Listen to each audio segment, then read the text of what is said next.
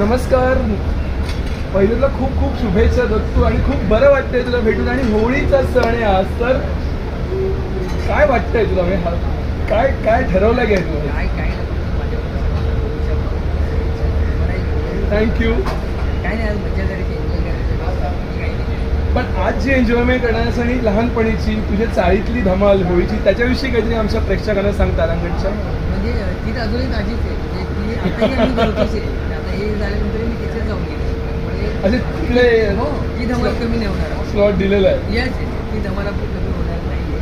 कारण की हा दिवस तिथला जो असतो तो फार तो वेगळा दिसतो. करेक्ट. त्यामुळे धमाल आहे. पण अशी एखादी आठवण लक्षात ठेवलेली आठवण किंवा काहीतरी फुल धर्तिंग केलं आणि लाईफ टाईम मेमरी बनवली अशी काही आठवण सांग ना. सर, आठवण म्हणजे तुम्ही आताही माझ्यासोबत यायला हे झाल्यानंतर तरी तुम्हाला अजून एक आठवण करू शकतो. कारण की चाळीतली जी होळी आहे ती दरवर्षी खूप वेगळ्या पद्धतीने साजरी केली. प्रत्येक वर्षी एक वेगळं काहीतरी असतं. त्यामुळे सांगण्यासारखं खूप वेळ म्हणजे रंग लावण्यापासून चिखलात मांडण्यापासून ते अंगावर बाजी ओढण्यापासून ते रमत बुचकळण्यापर्यंत असं परीक्षा सगळं म्हणजे चालूच असतं, हे संपत नाही.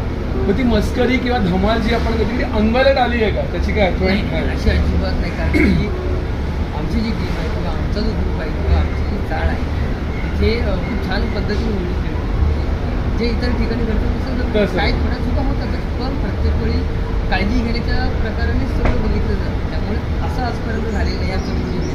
पण मजा फार करतो. तुमचं नशीब म्हणत तुझा स्वतःचा चेहराच इतका निरागस आहे दत्तूचा की दत्तूने हा काही तुझ्यावरती संशयाची सुई कधी येऊ शकत नाही असं मी म्हणेन. थँक्यू सो मच दत्तू, तू आम्हाला वेळ दिल्याबद्दल आणि खूप साऱ्या शुभेच्छा. All the best. Thank you so much. Thank you.